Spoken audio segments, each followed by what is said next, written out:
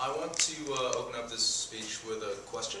It's a very personal question, so feel free not to answer if you don't want to answer. I do not want to make anyone uncomfortable. How many of you had someone in the hospital with the full knowledge that they were going to die?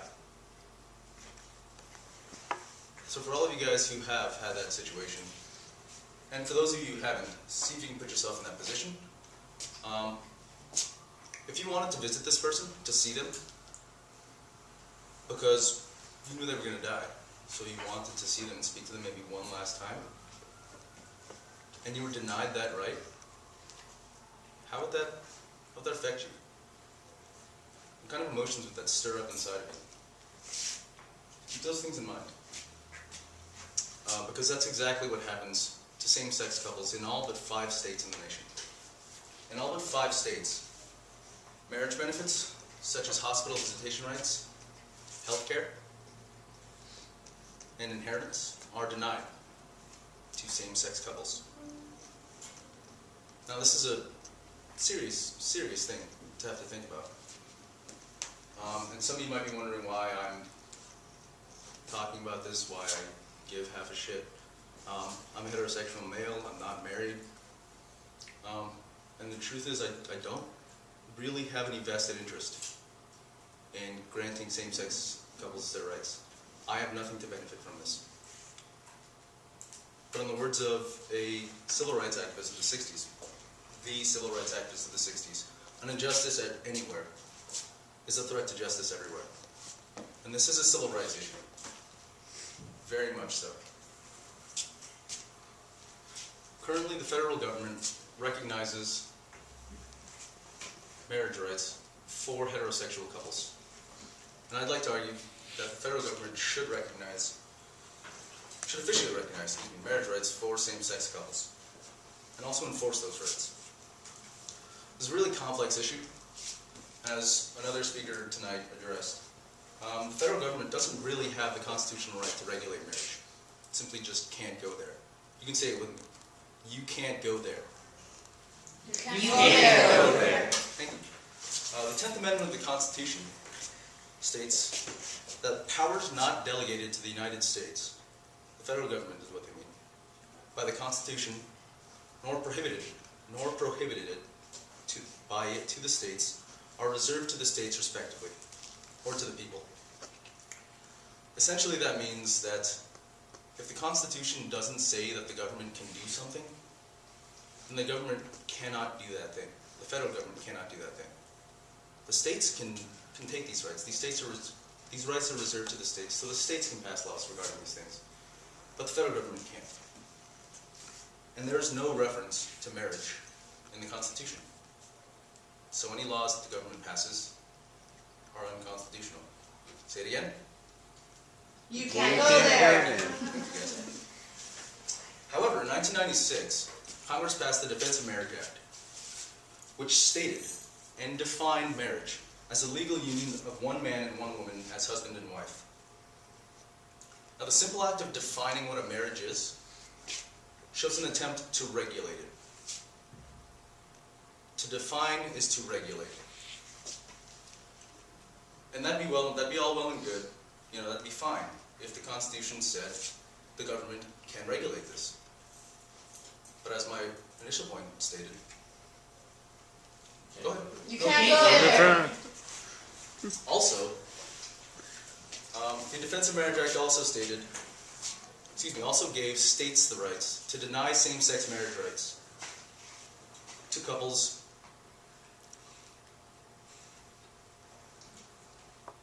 Let me back that up, just to get this straight. The Defense of Marriage Act of 1996 allows states to deny marital rights to same-sex couples that were granted those rights in other states. And this is a very significant part of this law, so I'm going to repeat it. It allows states to deny same-sex marriage rights to same-sex couples that were granted those rights by other states. The significance of this is that it goes against one of the clauses in the Constitution. The full faith and credit clause of the Constitution, which is Article 4, Section 1, states that states must recognize laws and contracts of other states. It must. It must. However, the Constitution also states that Congress can make laws that sort of regulate how the states can give these rights, or how states can honor these contracts. And the DOMA does that. The DOMA is the Defense of Marriage Act. That's how I'll refer to it from now on. This part of the law that says that states can deny marital rights to same-sex couples that were granted those rights by other states is, in essence, a legal loophole around the Constitution. And, you know, it's a really clever way to deny same-sex marriage rights to same-sex couples. But again, being that the Constitution doesn't say anything about marriage, they just can't do it. It's just not there. They don't have the right to regulate marriage at all. Therefore, that law that Congress passed is unconstitutional and doesn't apply, or should not apply.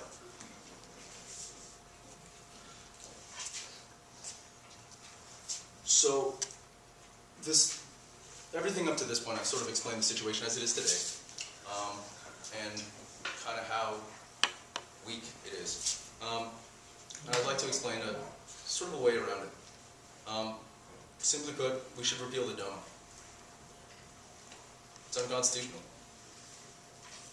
You can't go there. Yeah, that's right. You can't go there.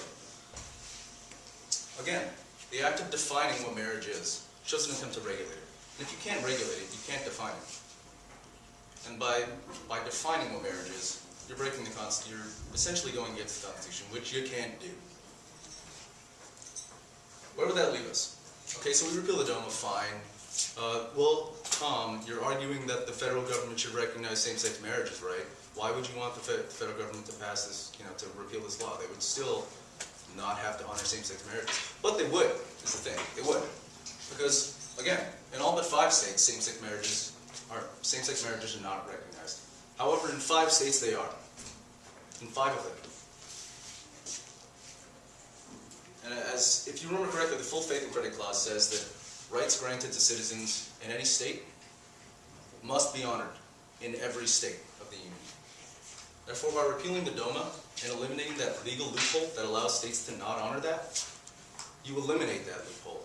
Therefore, any of the 5 states where it's legal in, say if you get married in Vermont, if you get married in New Hampshire, and you move to Texas for whatever reason, or to Alaska for whatever reason, the governments of those states have to recognize your marriage because the Constitution says so.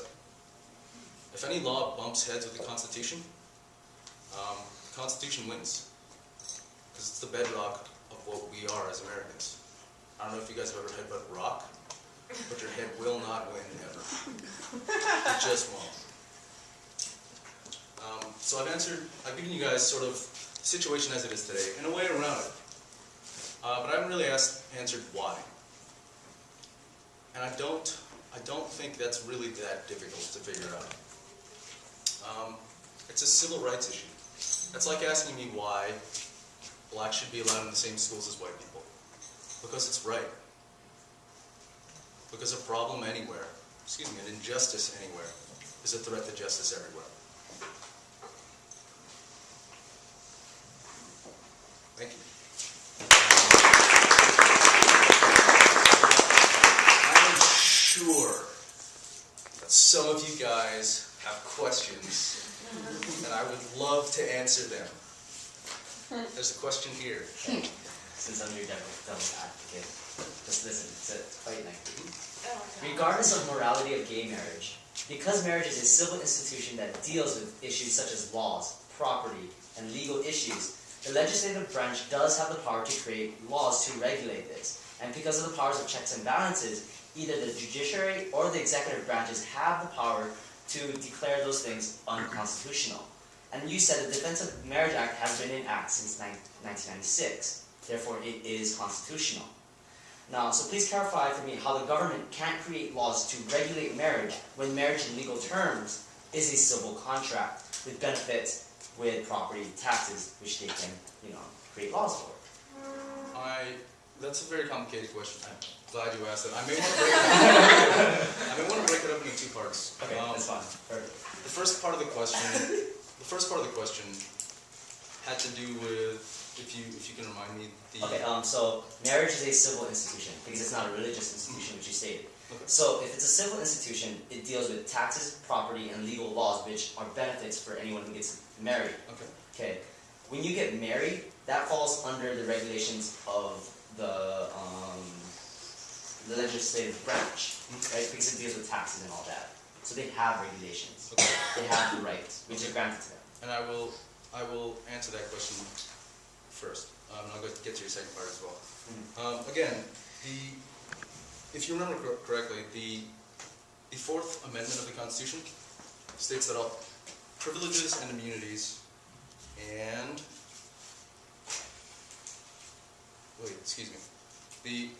the Fourth Amendment states that Fourth Amendment doesn't say anything actually. It's the 14th Amendment, excuse me.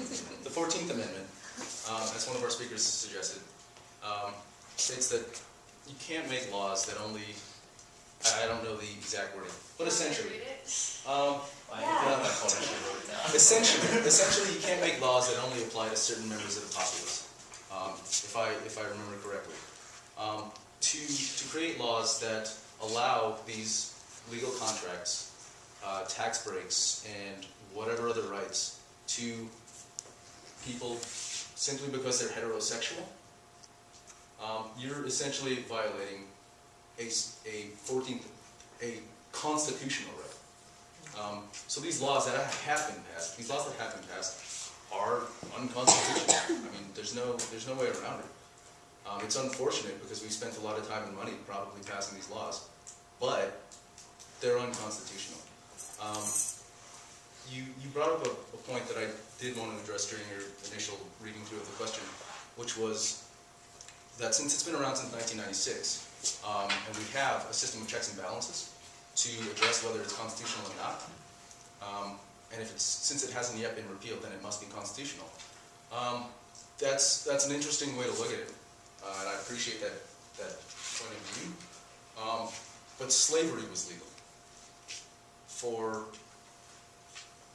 100 or so years. Women didn't have the right to vote until 1920, and they were citizens.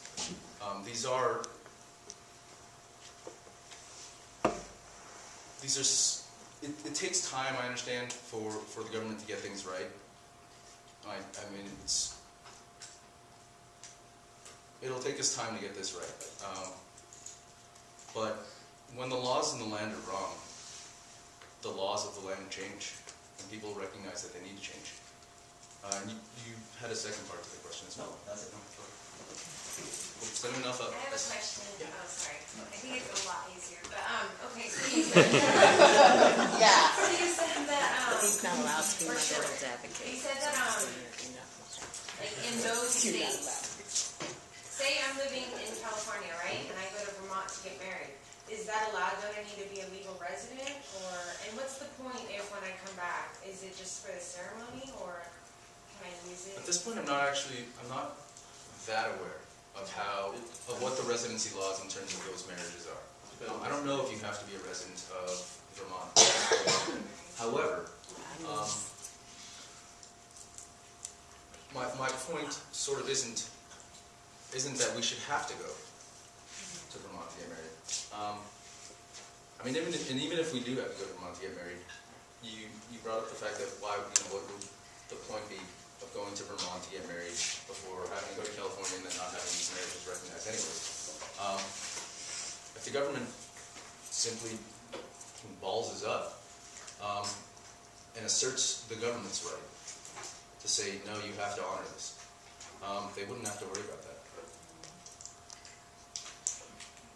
I just want to clarify something. Certain states recognize it and certain ones don't. So, like, I don't know if California does, but if your state does recognize it, and you get married in Vermont and you come back, then certain ones allow it. But, like you said, Texas doesn't. Certain states, again,